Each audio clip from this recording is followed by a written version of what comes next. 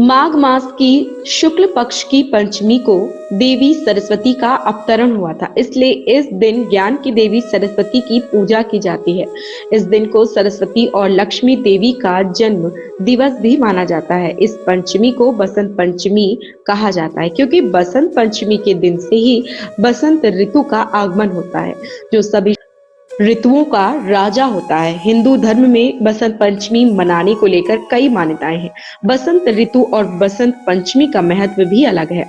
इस वर्ष बसंत पंचमी 14 फरवरी अर्थात माघ शुक्ल पंचमी को है। आइए जाने बसंत पंचमी का इतिहास। बसंत पंचमी माघ माह की शुक्ल पंचमी के दिन मनाई जाती है। कहा जाता है कि इसी दिन कामदेव मदन का जन्म हुआ था। लोगों का दाम्पत्य जीवन सुखमय हो, इसके लिए लोग रति मदन की पूजा और प्रार्थना है। देवी सरस्वती का जन्म बसंत पंचमी को हुआ था, इसलिए उस दिन उनकी पूजा की जाती है और इस दिन को लक्ष्मी जी का जन्मदिन भी माना जाता है, इसलिए इस तिथि को श्री पंचमी भी कहा जाता है। इस दिन सुबह अभ्यंग स्नान किया जाता है और पूजा की जाती है। बसंत पंचमी पर वाणी की अधिष्ठात्री देवी सरस्वती की पूजा और प्रार्थना का बहुत महत्व है। ब्राह्मण शास्त्रों के अनुसार वाग देवी सरस्वती ब्रह्मा स्वरूप कामधेनु और सभी देवताओं की प्रतिनिधि है।